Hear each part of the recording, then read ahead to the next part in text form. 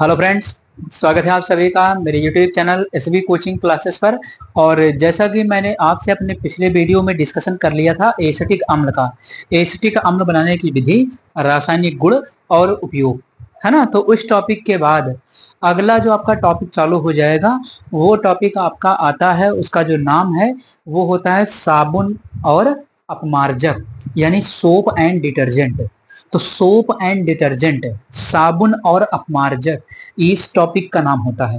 इसमें होता क्या है, तो यहाँ पर आपको साबुन के बारे में पढ़ना होता है, साबुन कैसे बनता है उसके बारे में पढ़ना होता है, साबुन कितने प्रकार का होता है उसके बारे में पढ़ना होता है, साबुन के क्या उपयोग हो सकते हैं उसको पढ़ना होता है।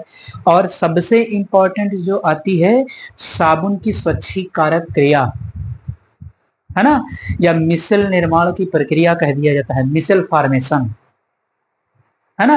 तो यहाँ पर जो आता है आपका कि साबुन के स्वच्छीकारक क्रिया, है ना, यानी साबुन कपड़ों को किस प्रकार से साफ करता है, इसकी जो क्रिया विधि है ना, उसके बारे में आपको पढ़ना होता है। उसके बाद साबुन पढ़ने के बाद फिर हम आएंगे अपमार्जक पर, है ना। हालांकि अपमार्जक बहुत ज्यादा डिटेल में नहीं दिया गया होता, उसके बारे में आपको थोड़ा बहुत ही पढ़ना होता है ना। लेकिन ये इस चैप्टर का टॉपिक अंतिम होता है, लगभग इसके बाद ये चैप्टर एंड हो जाएगा। कुछ छोटे मोटे एक दो टॉपिक रह जाते हैं, है ना, जिनको मैं आपको कंप्लीट करवा दूंगा। तो आज का जो टॉपिक है आपका वो साबुन और अपमार्जक में टॉपिक मैंने लिया है सोप, यानी साबुन। सबसे पहले जानना है कि साबुन क्या होता है। तो जैसे साबुन का नाम आया तो आपके दिमाग में जो घर में साबुन होते हैं ये सब दौड़ रहे होंगे, है ना। विभिन्न प्रकार के जो घर में साबुन देखने को मिलते हैं, ये सब साबुन आपके दिमाग में इनकी इमेज आ रही होगी, ये ध्यान में आपके आ रहे होंगे, है ना। अब बात आएगी कि साबुन बनता कैसे है ना, और साबुन होता क्या है। तो कहा जाता है कि जो साबुन होता है वो आपके सोडियम पोटेशियम मोनोकार्बोक्सिलिक जो अम्ल होते हैं, तो मोनोकार्बोक्सिलिक अम्लों के सोडियम और पोटेशियम लवण साबुन कहलाते हैं, है ना। यानी जब कार्बोक्सिलिक अम्ल, और कौन से कार्बोक्सिलिक अम्ल, मोनोकार्बोक्सिलिक अम्ल, मोनो का मतलब एक, है ना, कार्बोक्सिलिक का मतलब कार्बोक्सिलिक समूह COOH। तो ऐसे अम्ल जिनमें केवल एक COOH समूह पाया जाता है उन्हें हम कहते हैं मोनोकार्बोक्सिलिक अम्ल, है ना। अब उन मोनोकार्बोक्सिलिक अम्लों की जो रिएक्शन है ना, भाई वो अम्ल है, और अम्ल की रिएक्शन करवाएंगे क्षार के साथ। क्षार जैसे NaOH KOH। तो NaOH या KOH के साथ जब मोनोकार्बोक्सिलिक अम्लों की रिएक्शन करवाते हैं, है ना, वो भी क्या होंगे, उच्च अणुभार वाले। उच्च अणुभार का मतलब बहुत बड़े बड़े उनकी कार्बन श्रृंखला उसके अंदर होगी, है ना। कम से कम वहां पर कार्बन 15, यानी लगभग कार्बन 15 से चालू होता है और 15 से लेकर के आगे 20 25 30 तक जाता रहता है। यानी यहाँ पर कम से कम कार्बन जो आपको मिलेंगे वो कम से कम 15 कार्बन की चेन आपको देखने को मिलेगी। तो उच्च अणुभार वाले यानी उनमें कार्बन श्रृंखला बहुत लंबी होगी, ठीक। तो इन अम्लों की जब रिएक्शन क्षार के साथ NaOH या KOH, इन दोनों में से किसी के साथ करवाते हैं तो वहां पर इन मोनोकार्बोक्सिलिक अम्लों का सोडियम या पोटेशियम लवण बन जाता है, जिसे क्या कहते हैं, साबुन कह देते हैं, है ना। अब जैसे इतनी बात हो गई कि साबुन, तो साबुन भी दो प्रकार का होता है। आप भी सोच रहे होंगे दिमाग में कि साबुन दो टाइप का होता है, कौन कौन सा है। तो एक आपका कपड़ा धुलने का साबुन होता है और दूसरा आपके नहाने का साबुन होता है। तो इन दोनों में क्या डिफरेंस होता है, तो थोड़ा थोड़ा डिफरेंस होता है दोनों के अंदर, है ना। जब हम मोनोकार्बोक्सिलिक अम्लों की रिएक्शन KOH, यानी जब पोटेशियम हाइड्रोक्साइड नामक क्षार से मोनोकार्बोक्सिलिक अम्लों की रिएक्शन करवाते हैं, तब जो साबुन बनेगा वो आपका होता है मृद साबुन। उसको कहते हैं मृद साबुन या नहाने वाला साबुन, यानी आप उसको नहाने में यूज कर सकते हैं, है ना। तो जब KOH का प्रयोग करते हैं तो नहाने वाला साबुन बनता है, और जब NaOH का उपयोग करते हैं तो वो बनता है कठोर साबुन, है ना, जिसको कपड़े धोने वाला साबुन भी कहते हैं। तो उसके द्वारा हम क्या करते हैं कि कपड़े वगैरह साफ करते हैं। तो ये एक जनरल बात हो जाती है, इसका हालांकि डिटेल डिस्कशन अभी आगे करेंगे, ठीक। तो देखिएगा यहाँ साबुन के विषय में बताया क्या गया है। लिखा हुआ है कि उच्च अणुभार वाले मोनोकार्बोक्सिलिक अम्लों के सोडियम तथा पोटेशियम लवण, आ गई बात, सोडियम और पोटेशियम लवण कब बनेगा, सोडियम पोटेशियम लवण जब अम्लों की रिएक्शन क्षार के साथ, और कौन सा क्षार, NaOH या KOH, ठीक, लवण साबुन कहलाते हैं। एग्जाम्पल देखिए लिखा है C17H35COONA, सोडियम स्टेरिएट इसका नाम है, सोडियम स्टेरिएट है, नाम लिख लीजिएगा, मैं बता देता हूँ। तो नाम है इसका सोडियम स्टेरिएट, ये भी क्या है, एक साबुन है। देखिए सोडियम लवण है कि नहीं, तो यहाँ पर इसका नाम क्या है, इसका नाम है सोडियम स्टेरिएट। अब बना कैसे होगा तो बनाने की डिस्कशन अभी करेंगे आगे चल करके, ठीक।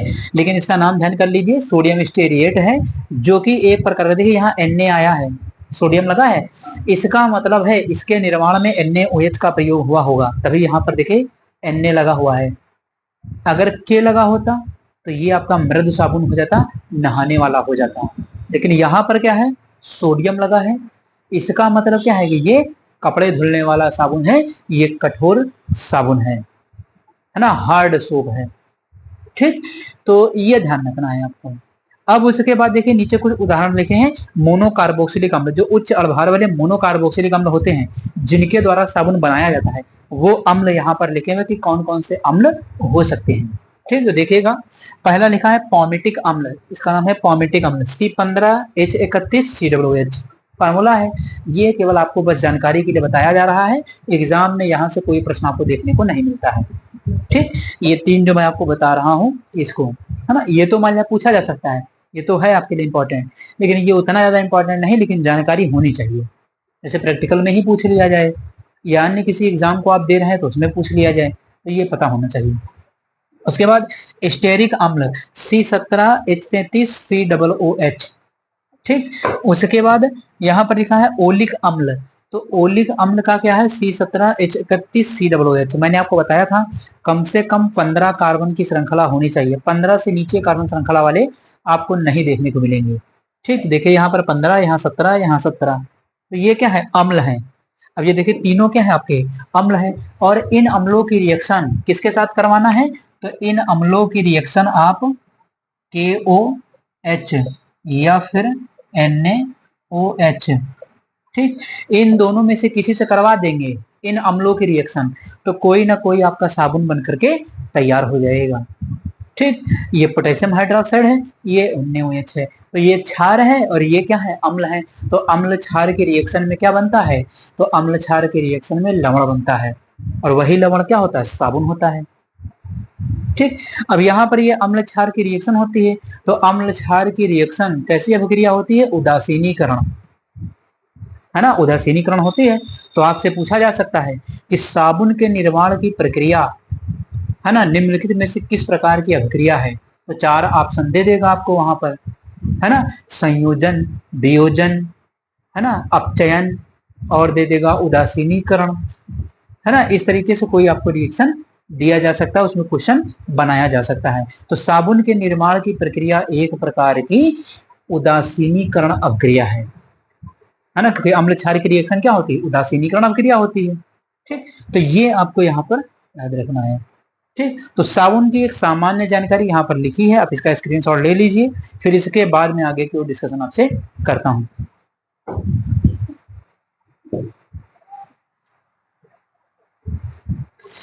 तो चलिए उसके बाद देख लेते हैं कि साबुनीकरण, सैपोनिफिकेशन इसको कहते हैं। अब ये सैपोनिफिकेशन होता क्या है, तो सैपोनिफिकेशन तो formation, the process of formation of soap, है ना, the process of formation of soap is called saponification. एक लाइन की डिफिनेशन है जो कि इंग्लिश में मैंने आपको बता दिया है, ठीक, लेकिन आपको इंग्लिश में नहीं पढ़ना है, हिंदी में लिखना है ना। तो देखिएगा इसको, साबुनीकरण यानी साबुन के निर्माण की प्रक्रिया साबुनीकरण कहलाती है। अब इसका निर्माण होता कैसे है, तो मैंने अभी आपको बताया कि जब उच्च मोनोकार्बोक्सिलिक अम्लों की रिएक्शन क्षार के साथ होती है तो वहां पर क्या बनता है, साबुन बनता है, लेकिन नॉर्मली तरीके से नहीं बन जाता है ना।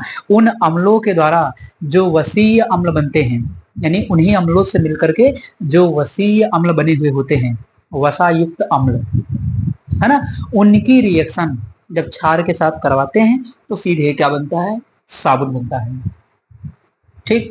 तो देखिएगा यहाँ लिखा हुआ है कि जब तेल व वसाओं का तनु NaOH या KOH द्वारा जल अपघटन कराया जाता है तो साबुन का निर्माण होता है, और साबुन के निर्माण की यह क्रिया साबुनीकरण कहलाती है। तो सिंपल सी डिफिनेशन है कि साबुन के निर्माण की प्रक्रिया साबुनीकरण कहलाती है। मान लिया कुछ नहीं ध्यान आ रहा है एग्जाम में तो एक लाइन लिख सकते हैं, साबुन के निर्माण की प्रक्रिया साबुनीकरण कहलाती है ना। तेल और वसाएं है ना, इनकी क्रिया जब करवाते हैं क्षारकों के साथ, जैसे NaOH या KOH है ना, इनके साथ जब रिएक्शन करवाएंगे तो वहां पर आपका क्या बनता है, साबुन बनता है। सॉल्ट बनेगा। अब ये अम्ल है, अम्लों की क्रिया क्षार से करवा देंगे तो सॉल्ट बन जाएगा, लवण बन जाएगा।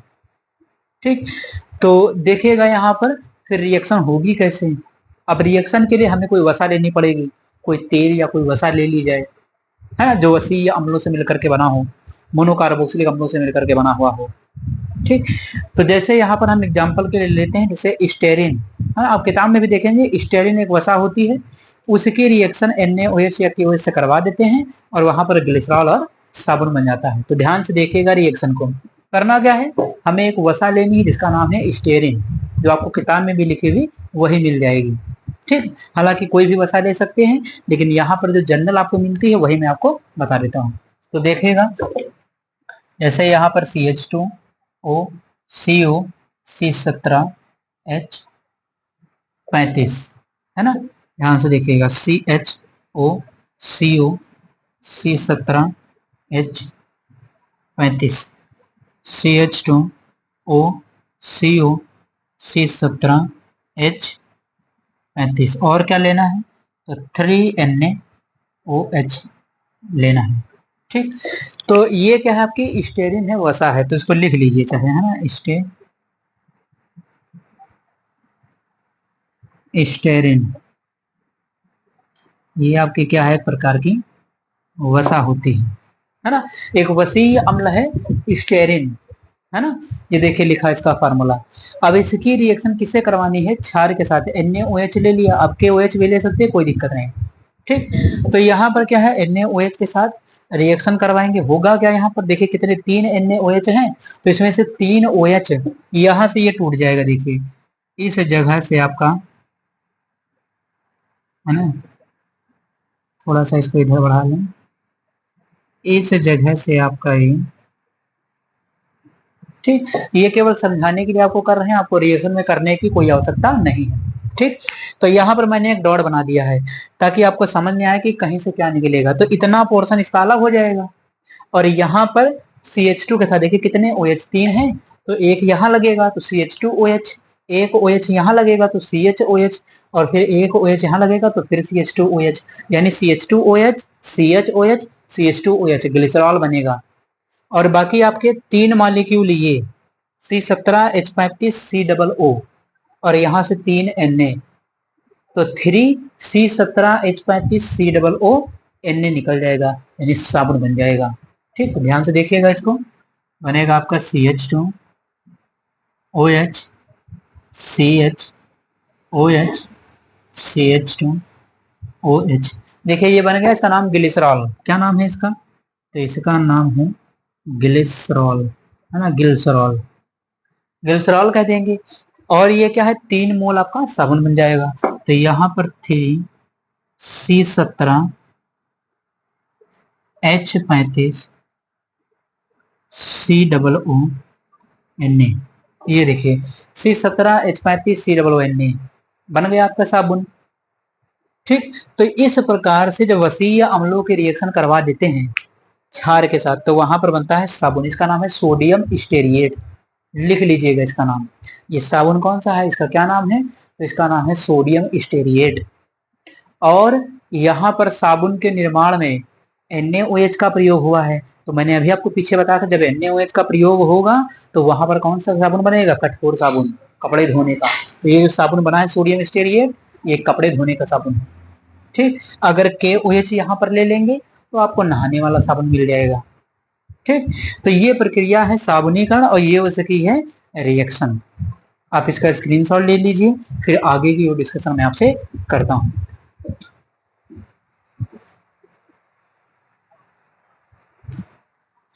तो चलिए अब उसके बाद देखते हैं कि यहाँ पर टाइप ऑफ सोप यानी साबुन के प्रकार। तो 2 प्रकार का आपका होता है। एक जो आपका होता है वो मृदु साबुन लिखा हुआ है ना, ये सॉफ्ट सोप होता है। और इधर लिखा हुआ है एक आपका कठोर साबुन लिखा हुआ है, हार्ड सोप लिखा हुआ है। तो दो प्रकार के सोप आपके पाए जाते हैं, है ना। उसमें देखिएगा, अब यहाँ जैसे मान लिया क्या है कि डिफरेंस पूछा जाता है तब भी आप लिख सकते हैं, परिभाषा वगैरह पूछी जाती है तब भी आप कर सकते हैं इसको। तो यहाँ पर देखिए, इसमें सॉफ्ट साबुन में क्या लिखा हुआ है कि जब साबुन के निर्माण में KOH यानी पोटेशियम हाइड्रोक्साइड का प्रयोग होता है तो मृदु साबुन प्राप्त होते हैं। यानी जब तेल और वसाओं का जल अपघटन, है ना, KOH की उपस्थिति यानी पोटेशियम हाइड्रोक्साइड की उपस्थिति में करवाते हैं तो वहां पर क्या बनता है, आपका मृदु साबुन बन जाता है। ठीक, अभी मैंने पीछे बताया भी था कि NaOH का प्रयोग करेंगे तो आपका हार्ड सोप बन जाएगा, कठोर साबुन बन जाएगा। तो इधर का पॉइंट जस्ट क्या है, इसमें थोड़ा सा चेंज करना है, इसीलिए इधर का शॉर्टकट में लिखा हुआ है, तो कंप्लीट कर लीजिएगा। थोड़ा सा जहां पर डिफरेंस है वो पॉइंट इस साइड में लिखा हुआ है। तो यहाँ पर इस साबुन के निर्माण में क्या होता है कि NaOH का प्रयोग होता है, यानी पूरा पॉइंट आपको रिपीट करना है। जहां पर यहाँ पर KOH लिखा है, यहाँ पर NaOH का प्रयोग लिख देना है। ठीक, उसके बाद ये पॉइंट कंप्लीट हो जाएगा। तो इधर NaOH का प्रयोग होता है। सेकंड नंबर देखिए, लिखा है कि यह जल के साथ अधिक झाग देता है ना। यानी आपका जो सॉफ्ट सोप होता है ना, ये जल के साथ क्या करता है कि अधिक झाग उत्पन्न करता है ना। इसमें आप देख सकते हो कि इसमें क्या है, ये KOH पोटेशियम हाइड्रोक्साइड मिला हुआ होता है। सोडियम हाइड्रोक्साइड की तुलना में पोटेशियम हाइड्रोक्साइड थोड़ा सा कम हानिकारक होता है। ठीक, तो ये हो गया। इधर देखिए क्या लिखा है कि इसमें यह कम झाग देता है, यानी ये जल के साथ मिलाने पर कम झाग उत्पन्न करेगा। ठीक, तो इसीलिए क्या है, हार्ड सोप है। उसके बाद थर्ड नंबर लिखा कि यह नहाने के काम में आता है, यानी जो आपका सॉफ्ट सोप होता है ना, इसका प्रयोग किस लिए करते हैं, तो इसका प्रयोग नहाने के रूप में किया जाता है। यानी नहाने के काम में आपके KOH पोटेशियम हाइड्रोक्साइड मिले हुए साबुन का निर्माण होता है और इसका प्रयोग हम नहाने में करते हैं। ठीक, तो ये हो जाता है इधर। और उसके बाद इधर क्या है कि इसका जो प्रयोग है यानी हार्ड साबुन का, है ना, कपड़े धोने के काम में आता है। तो जो घड़ी डिटर्जेंट वगैरह आता है आपका, झाड़ी साबुन वगैरह, है ना, उसके द्वारा कपड़े धुले जाते हैं, तो वो क्या है, आपका हार्ड सोप होता है, कठोर साबुन होता है। इसमें क्या है, NaOH बहुत ही हार्ड बेस होता है ना, कठोर होता है आपका सोडियम हाइड्रोक्साइड। ज्यादा यूज करने पर क्या, त्वचा को भी वो काट सकता है ना। तो इसीलिए इसे कपड़े धोने के रूप में इस्तेमाल किया जाता है। उसके बाद नंबर 4 लिखा हुआ है कि इसमें कीटाणुनाशक पदार्थ मिले हुए होते हैं। यानी जो आपका सॉफ्ट सोप होता है, इसके अंदर जो आपका कीटाणुनाशक पदार्थ होते हैं बहुत सारे, है ना, जैसे डिटॉल वगैरह है, डिटॉल है, लाइफबॉय है, 99% कीटाणुओं को मारते हैं, है ना, लिखा होता है। तो इसलिए इसका प्रयोग किसमें किया जाता है, नहाने के रूप में किया जाता है। तो यहाँ पर कीटाणुनाशक पदार्थ मिलाए जाते हैं और बहुत ही अधिक मात्रा में होते हैं ताकि ज्यादा से ज्यादा सुरक्षा हो सके, प्रोटेक्शन दे सके। ठीक, तो यहाँ पर ये हो गया। इधर क्या लिखा हुआ कि कीटाणुनाशक के साथ विभिन्न रसायन मिले हुए होते हैं। यानी कीटाणुनाशक तो होता ही है, थोड़ा बहुत होते हैं कीटाणुनाशक गुण इसमें, उसके साथ साथ विभिन्न प्रकार के केमिकल्स का भी यूज होता है ना। तो यहाँ पर कीटाणुनाशक के साथ साथ विभिन्न प्रकार के रसायन यानी अन्य केमिकल्स का भी यूज होता है। उसके बाद लिखा हुआ है कि नंबर 5 है, यह अच्छे तेल व वसाओं से बनाए जाते हैं। यानी जो आपका सॉफ्ट सोप है, इसको बनाने में आपके जो तेल और वसाएं हैं जो अच्छी होंगी, उन्हीं तेल और वसाओं का उपयोग किया जाता है। इधर क्या लिखा हुआ है यहाँ पर कि इसमें सस्ते तेल व वसाओं से बनाए जाते हैं। भाई कठोर साबुन है, कपड़े धुलने के काम में आएगा, इसीलिए यहाँ पर ज्यादा अच्छे तेल व वसा की कोई आवश्यकता नहीं, नॉर्मल जो भी मिल जाता है उसी से साबुन को बना दिया जाता है। ठीक, तो ये हो जाता है आपका सॉफ्ट साबुन और हार्ड साबुन में डिफरेंस, यानी दोनों के अंदर क्या है अंतर। अगर आपके एग्जाम में आता है तो आप इसको बना करके ऐसे इसमें लिख सकते हैं। या मान लिया कि जैसे परिभाषा केवल पूछता है तो ऊपर वाला पॉइंट लिख करके, और अभी जो पीछे साबुन बनाया था NaOH का प्रयोग करके, उसकी जगह पर KOH ले लीजिए तो वहां पर मिल जाएगा सॉफ्ट सोप यानी मृदु साबुन। तो एग्जाम्पल भी लिखना चाहे तो वहां सोडियम स्टेरिएट था, इसमें हो जाएगा पोटेशियम स्टेरिएट, और इसमें हो जाएगा, इसमें तो पीछे लिखाया था सोडियम स्टेरिएट।